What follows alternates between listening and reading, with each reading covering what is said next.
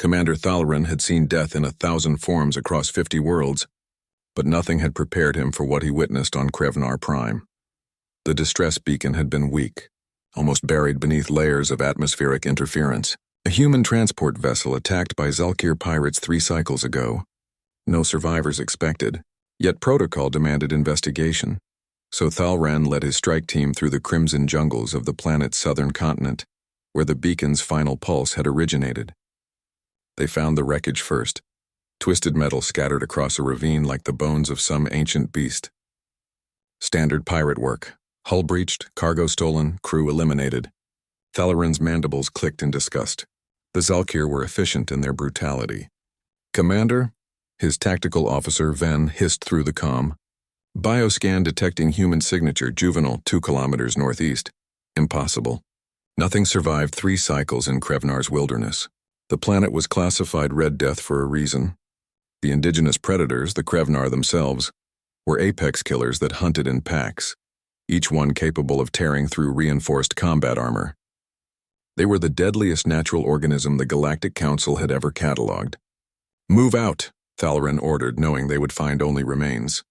The jungle grew denser as they advanced, the canopy filtering the system's binary suns into shafts of amber light.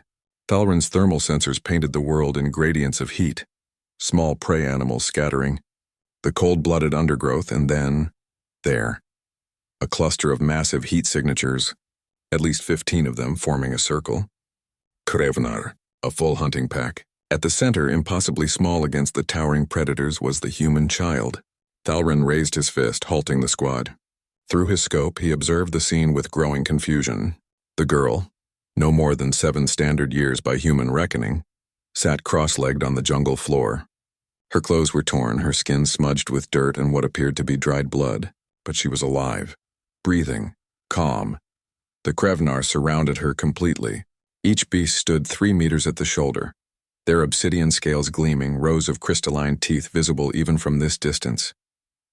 They were positioned in a perfect defensive perimeter, heads lowered, eyes scanning the jungle. "What are they doing?" Ven whispered. Thalrin had no answer. In all documented encounters, Krevnar attacked humans on sight.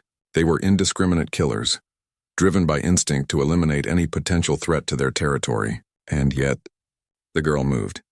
She reached into a tattered bag beside her and pulled out something small, a ration bar from the crash perhaps. She broke it carefully, methodically into pieces. Then she stood. Thalrin's combat instinct screamed. He raised his weapon, finger hovering over the trigger, knowing he was too far for an accurate shot but unable to watch the child walk towards certain death without attempting intervention. But death did not come.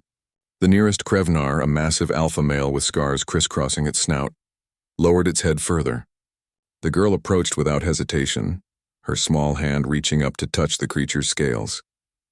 The beast remained perfectly still. She placed one of the ration pieces on the ground before it, then moved to the next creature and the next. "By the void," Ven breathed. "She's feeding them." Not feeding, Thalrin realized. Sharing. There was a difference, subtle but profound.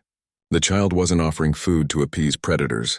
She was distributing resources among companions. The Alpha Krevnar made a sound, a deep, rumbling vocalization that Thalrin's translator struggled to process. The other beasts responded in kind, a chorus of resonant calls that shook the jungle canopy.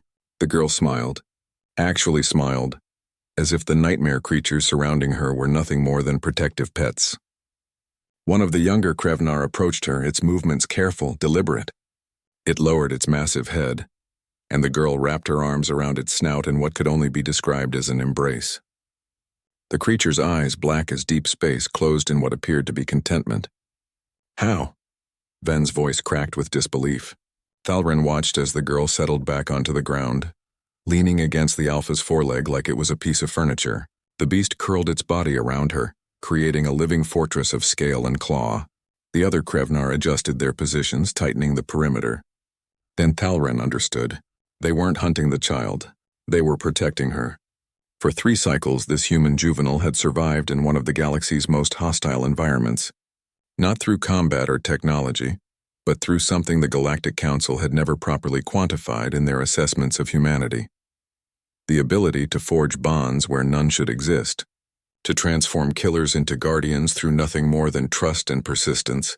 Thalrin had read the reports, heard the stories from other commanders who had worked alongside humans. They spoke of the species' irrational tendency to befriend anything, their own predators, alien species, even artificial intelligences. The Council had classified it as a psychological aberration, a dangerous flaw in their survival instincts. They were wrong. It wasn't a flaw. It was a weapon more potent than any plasma rifle or kinetic cannon. Humans didn't just survive hostile environments. They transformed them, one impossible relationship at a time. "Commander orders?" Ben pressed. Thalrin lowered his weapon. "We observe. If the girl is in danger, we intervene. Otherwise—" He paused, mandibles clicking in what might have been his species' equivalent of a laugh. "Otherwise, I think she has the situation well in hand." 3 hours later, when the girl finally noticed their presence and waved cheerfully, the Krevnar didn't attack.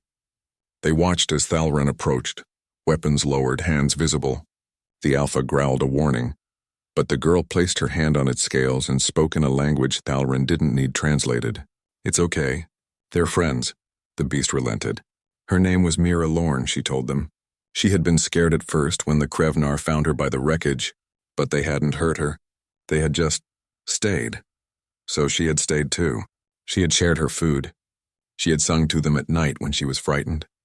She had shown them she meant no harm, and somehow, impossibly, it had been enough. As Thalrin escorted Mira back to his ship, the Krevnar followed at a distance, unwilling to leave their small human until she was safely aboard. The girl turned at the boarding ramp, waving goodbye. The Alpha raised its head and called out, a sound of farewell that echoed through the jungle like a promise. Later, in his report to the Galactic Council, Commander Thalrin would write, "Humanity's greatest strength is not their technology or their adaptability. It is their refusal to accept that anything or anyone must remain an enemy. They weaponize compassion. They turn isolation into alliance. And perhaps most terrifying of all, it works. Mira Lorne became a legend, the human child who tamed the untamable. But to those who understood, she was simply the latest proof of an uncomfortable truth the galaxy was slowly learning. Humans didn't conquer the stars through force. They befriended them.